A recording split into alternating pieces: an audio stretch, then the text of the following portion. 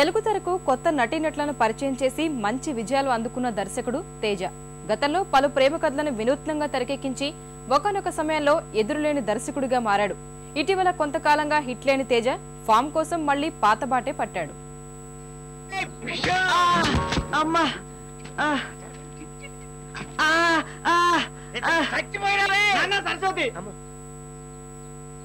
దీంతో హింసించకపోతే ఏ సరిగంలో నేర్చుకు చావచ్చు కదరా. గిటార్ మీద సరిగంలేంటి నాన్న? ఏడ్చావులే. అయినా చదువుకు చావాలంటే గిటార్ ఏంట్రా? ఇదేమన్నా కూరు పెడుతున్నా గుడ్డ పెడుతున్నా? గిటార్ అంటే గిటార్. అందరికి ఇదే లాస్ట్ వార్నింగ్. నేను ఎప్పుడు చూసినా ముగ్గురు పుస్తకాలు పట్టు కూర్చోవాలి. ఇంకోసారి గిటారు క్రికెట్ అన్నారంటే ఉతికి ఆరేస్తాను. ఎదురా పుస్తకం నీకు సపరేట్ గా చెప్పాలా? నోరు పెగలదే. మొదటి ప్రపంచ యుద్ధము, మొదటి ప్రపంచ నీ జన్మంతా మొదటి ప్రపంచ యుద్ధమే. చిత్రం పూర్తిగా కొత్త నటీనటులతో తెరకెక్కి ఘన విజయం సాధించిన సినిమా. అంతవరకు రాజ్యమేలుతున్న భారీ చిత్రాల ఆధిపత్యానికి గండికొట్టి చిన్న చిత్రాలకు ఊపిరిలూదిన చిత్రం. ఉషా కిరణ్ మూవీస్ పతాకంపై పూర్తిగా కొత్త వారితో చిత్రం సినిమాను రూపొందించాడు తేజ. తొలి సినిమానే విజయవంతంగా తీర్చిదిద్ది ప్రేక్షకుల మన్ననలు పొందాడు ఈ దర్శకుడు.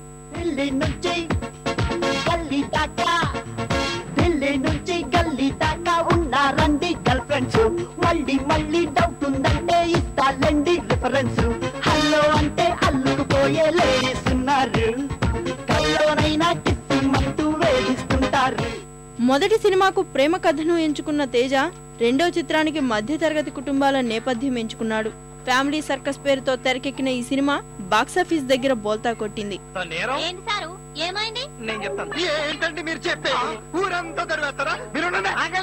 ఇందులో అతను తప్పేం లేదు.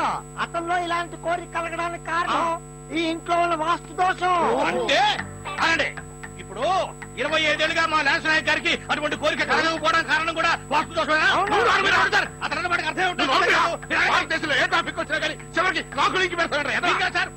మీరు కాదు, ఇతను ఉన్నాడు ఎంతో మనిషి. ఏడాది ఒకసారి కూడా లెక్కలు తోడు. మరి అతని గురించి చెప్పుకోరే కాలేదా? మీరంటే అవసరం నాకు అర్థం కాదు. అది మీ పర్సనల్ విషయాలు సార్. సార్ మీకు లెక్కల పుస్తకం లేదు సార్. ఉన్నా మీరు లెక్కలు చూడరు సార్. అసలు ఆ విషయం వాళ్ళకి సార్. నీకు దండం పెడతాను రా, నా లెక్కల పుస్తకం తిరిగిపోయింది దేవుడు. రెండో సినిమా పరాజయం పాలవడం తేజ మళ్లీ ప్రేమ కథతోనే సినిమా రూపొందించాడు. ఉదయ్ కిరణ్, అనిత జంటగా నువ్వు నేను తెరకెక్కించాడు. యువత మనోభావాలకు తెర రూపం ఇవ్వడంలో దర్శకుడిగా తేజ ఘన విజయం సాధించాడు. అన్ని వర్గాలను ఆకట్టుకుని నువ్వు నేను భారీ హిట్ గా నిలిచింది.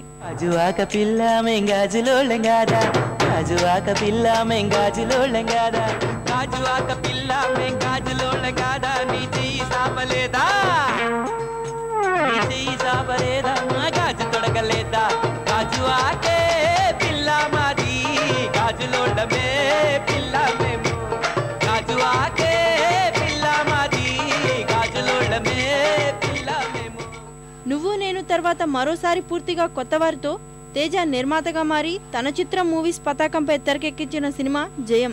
ఈ చిత్రం తెలుగునాట సాధించిన సంచలనం అంతా ఇంత కాదు. జయంతో తేజ పేరు మారు మోగిపోయింది. ఈ సినిమాలోని రాను రానంటూనే చిన్నదో పాట చిన్న పెద్ద అందరి నోళ్లలోనూ నానింది. జయంతోనే నితిన్ సదా తెలుగు తెరపై అడుగుపెట్టారు.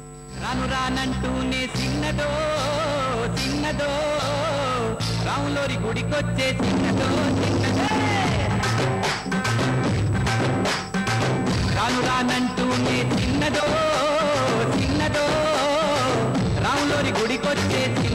చిన్నదే, కాదు కాదంటూనే కుర్రదో కుర్రదో, తోటకాడకొచ్చిందా కుర్రదో కుర్రది, పచ్చి పచ్చి వంటూనే పిల్లదో పిల్లదో, పళ్ళొట్టుకొచ్చిందో పిల్లదో పిల్లదో, రాను రానంటూనే చిన్నదో చిన్నదో, రాములోరి గుడికొచ్చే చిన్నదో.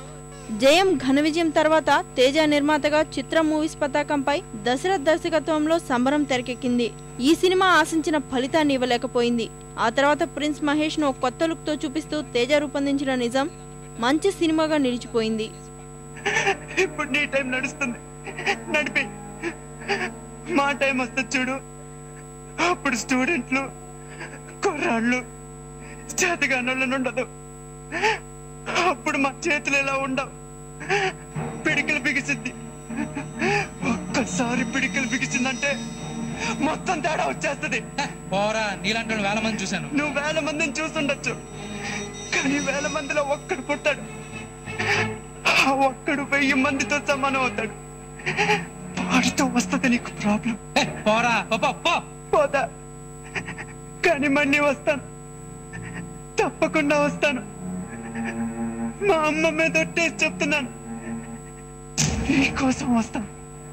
సార్ ఒక్క నిమిషం, మీ పెన్ను పెన్సిల్.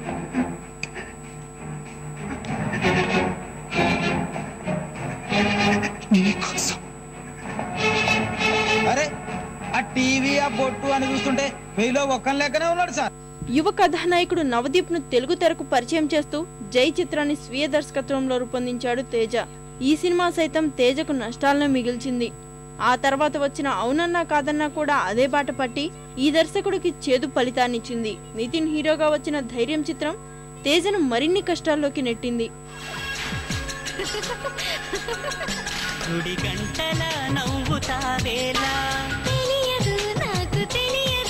జడగంటల